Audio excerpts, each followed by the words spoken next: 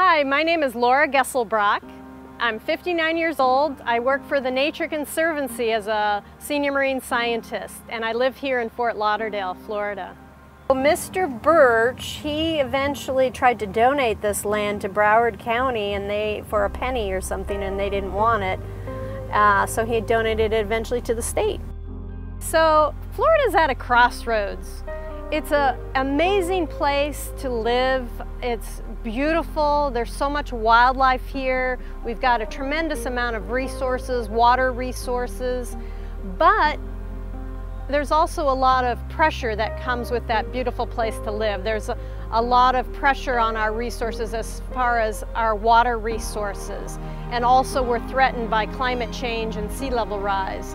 So we as a community here in Florida, we have the ability to make good decisions that can make this a good place to live for many decades more, but we have to act on those decisions. We have to act individually, we need to act as local governments, and we need to act as state and federal governments as well. And our corporations and small businesses, we need to all be pulling in the same direction to make those changes that'll be necessary to preserve a good quality of life here in Florida.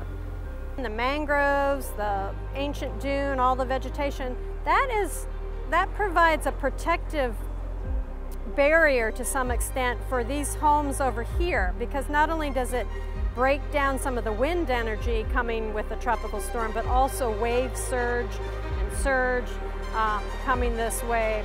So it's great to have this here. It's a shame we don't have more of that type of habitat along our beachfront.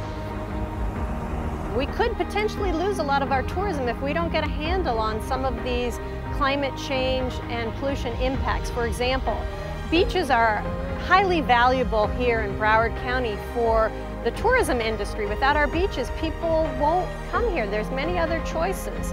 And our beaches are critically important for our sea turtles and our natural systems in general. So that's an important thing. And then also the pollution we're seeing along our coasts in Florida, the red tide and the blue-green algae, that's highly concerning to me because, again, if we don't get a handle on that, we lose our tourism industry, which is one of the main economic drivers here in Florida.